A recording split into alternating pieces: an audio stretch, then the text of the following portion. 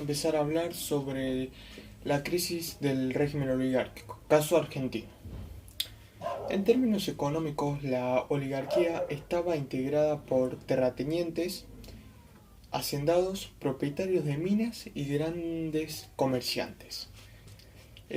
Gozaban de prestigio social y se consideraban a sí mismos como los más aptos para el manejo del gobierno. El dominio de los cargos públicos más relevantes le permitía a su vez controlar las decisiones económicas y beneficiarse con negocios lucrativos. Los gobiernos oligárquicos apelaron a diferentes mecanismos: asimilar disidentes moderados, vínculos con los grupos dominantes de las diferentes provincias o regiones de cada país. Limitaron el derecho al voto también. Durante las primeras décadas del siglo XX, el orden oligárquico enfrentó profundas crisis en varios países de Latinoamérica. Las transformaciones económicas y sociales que se desarrollaron durante la fase de expansión de las exportaciones debilitaron la legitimidad del sistema de dominación oligárquico, basado en la exclusión política de la mayoría de la población. En 1880 inició una nueva etapa de la política de Argentina. A partir de ese momento se creó un régimen político nuevo.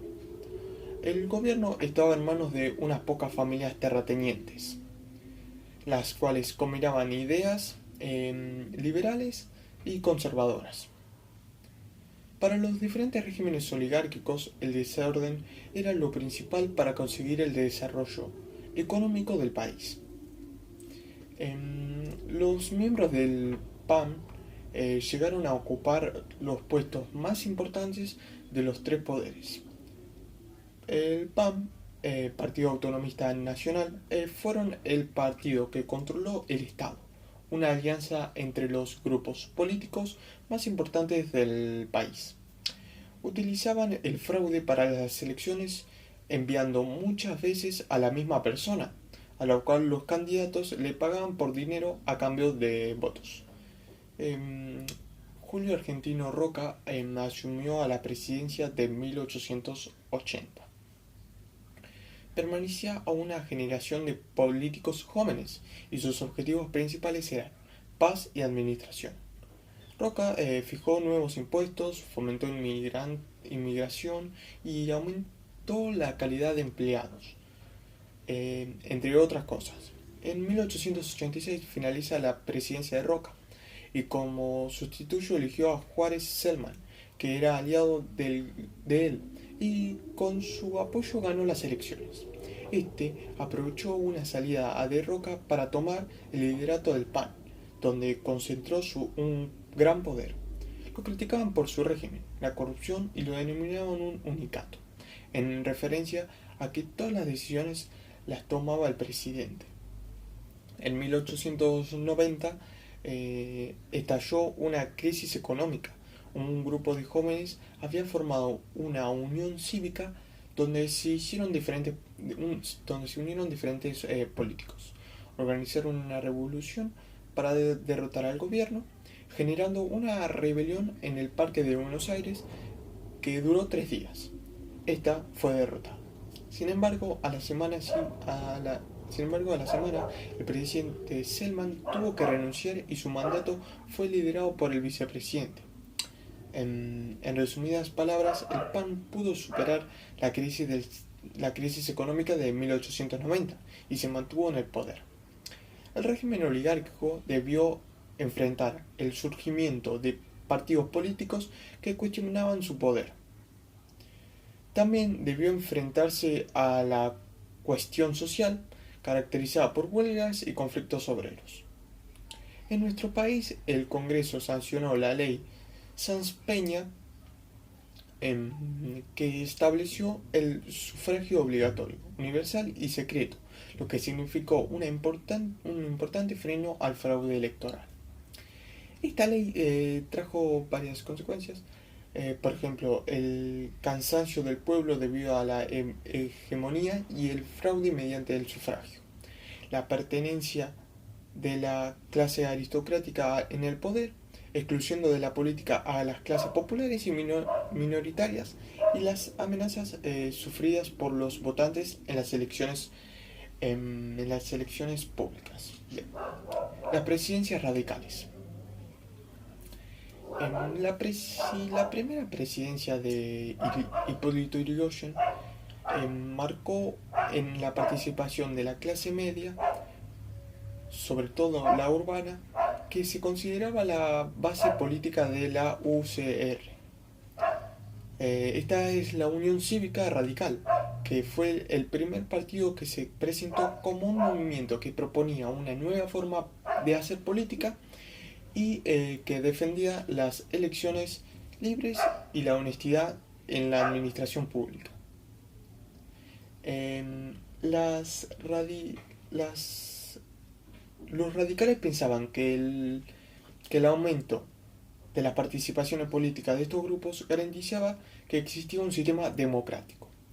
El gobierno radical implementó varias acciones para intentar fortalecer y consolidar su relación con la clase urbana. Uno de los beneficios que tuvo estos sectores fue la creación de empleos públicos. Desde 1918, la recuperación económica que produjo la finalización de la Primera Guerra Mundial permitió al gobierno, realizar una expansión de empleo estatal, favoreciendo a profesionales y empleados, muchos de ellos hijos de inmigrantes. También los ciudadanos de Buenos Aires comenzaron a pagar impuestos más bajos, lo cual benefició a los sectores urbanos. Durante el mandato de Hipólito Yrigoyen, la clase media urbana logró mejorar política y socialmente. Eso despertó inquietud entre algunos grupos del radicalismo vinculados con las clases medias altas. El mandato de Hipólito de Yrigoyen concluyó con el transcurso de la Primera Guerra Mundial. La posición que adoptó esta administración ante el conflicto internacional puso en evidencia diferencias y similitudes entre los gobiernos conservador y radical. La República Argentina fue un país neutral. Cada gobierno tuvo reacciones propias ante el conflicto bélico. Bien, la presidencia de Alvear. En los años 1922, el Partido Radical volvió a triunfar en las elecciones. El mandato fue de Marcelo Torcuato de Alvear, un radical que mantenía estrechos lazos con los conservadores. Del comienzo de su mandato marcó claras diferencias respecto de la gestión anterior. Durante sus primeros años de gobierno se produjo el gasto público. Se despidieron empleados y dejaron de ser frecuentes las visitas de representantes de los sectores populares a la Casa de Gobierno. Otro de los puntos de ruptura con la gestión anterior tuvo que ver con las universidades. Sin embargo, no todo fue ruptura. Durante el mandato de Alvear se creó la primera empresa petrolera estatal del mundo, YPF, idea iniciada en el anterior gobierno, que hacía al Estado responsable de la extracción, producción y distribución de este material. Bien, cuando Alvear asumió la presidencia, el comercio exterior se había restablecido luego de la crisis provocada por la Primera Guerra Mundial. Por lo tanto, la Argentina, que había mantenido las bases del sistema agroexportador, se veía favorecida. Esto permitió a Alvear que gobernara en un clima de calma social y que se pudieran sancionar leyes a favor de los trabajadores sin afectar a los empresarios. Los gobiernos de Alvear tuvo buena recepción en las capas conservadoras de la sociedad. y un sector del radicalismo, el cual no veía con buenos ojos la fluida relación entre Irigoyen y los trabajadores, ni la expansión del empleo público. Estas diferencias en el interior del Partido Radical se irían profundizando a lo largo del gobierno de Alvear hasta desembocar en una ruptura partidaria. Bien, la segunda presidencia de Irigoyen. En 1928, Irigoyen, a los 78 años de edad, ganó nuevamente la presidencia gracias al voto de la clase media y de los sectores trabajadores.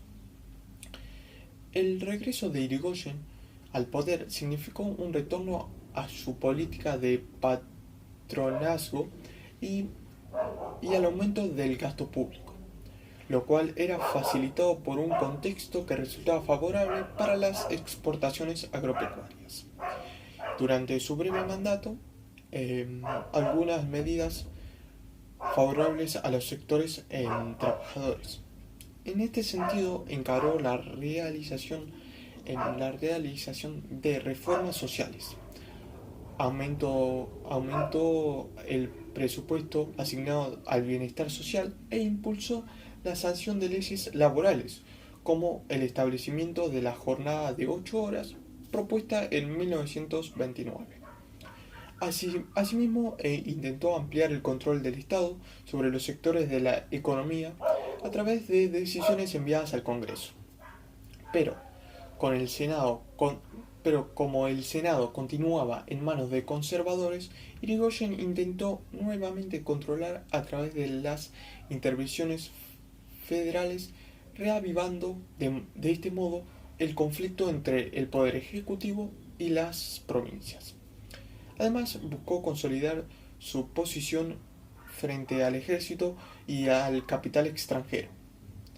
Dentro del ejército, procuró remover de puestos claves a opositores militares y esto acabó un gran descontento. Respecto de su posición frente al capital extranjero, la política petrolera resulta un claro ejemplo. Irigoyen proponía anular los contratos con las firmas extranjeras que operaban en el país de manera que el Estado controlara toda la producción del combustible nacional. Esta iniciativa suscitó gran rechazo por parte de los opositores conservadores de las empresas extranjeras afectadas por las medidas.